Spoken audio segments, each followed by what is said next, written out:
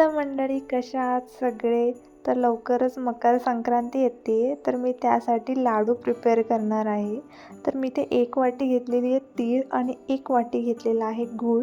त्याचबरोबर मी थोडंसं 2 चमचे साजूक तूप घेतलेलं आहे आणि थोडीशी अगदी वेगळी चव म्हणून मी इलायची पूड घेतलेली आहे. तर ही जी तीळ आहे ना मित्रांनो, आपल्याला हिला व्यवस्थित भाजून घ्यायचं आहे, ज्यामुळे हिचा जो खमंग तो स्वाद असतो ना तिळीचा, तो प्रॉपर आपल्या तिळगुळच्या लाडूमध्ये येणार आहे. तर मी हिला अगदी ब्राऊन नाही, पण थोडंसं गोल्डन येल्लोइश कलरमध्ये भाजून घेणार आहे. तर तुम्ही बघू शकता याचा हळूहळू कलर चेंज होतो आहे. तर चांगल्या प्रकारे आपली ही जी तीळ ही गोल्डन ब्राऊन थोडीशी येल्लोइश झालेली आहे.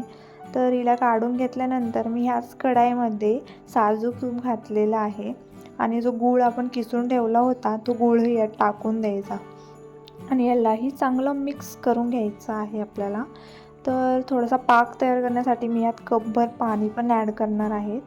तर तुम्हाला हवं तसं तुम्ही ॲड करू शकता. तर आता हा जो पाक मी जवळपास 10 ते 15 मिनिटं याला शिजवून घेणार आहे, जोपर्यंत हा थोडासा असा स्टिकी होत नाही, ज्याने की आपले लाडूला ते बांधण्यासाठी एक बाइंडिंग तयार होत नाही. तर हा पण तयार करून घेणार आहे. तर माझा पाक शिजून झाल्यानंतर साधारण मी 15 मिनटानंतर यात तीळ ॲड केली आणि ह्या दोन्ही मिश्रणाला देखील मी मिक्स करून घेतलेलं आहे. तर याला एकजीव केल्यानंतर लाडूच्या बाइंडिंगसाठी आपल्याला याला मिक्स करायचं आहे आणि अगदी 5-10 मिनटं नंतर आपण ह्यात इलायची पूड घातलेली आहे. नंतर याला थोडंसं थंड होऊन द्यायचं, अगदी थंड नाही, थोडंच थंड होऊन द्यायचं, कारण गरम गरमच हे लाडू बांधले जातात. त्यानंतर मी थोडंसं थंड झाल्यानंतर मी याचे लाडू बांधण्यासाठी सुरुवात केलेली आहे.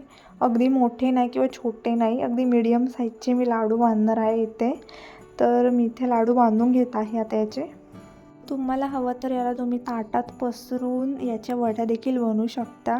तर चला मंडळी, आपले इथे लाडू तयार झालेले आहे. तुम्हाला ही रेसिपी कशी वाटली नक्कीच कळवा.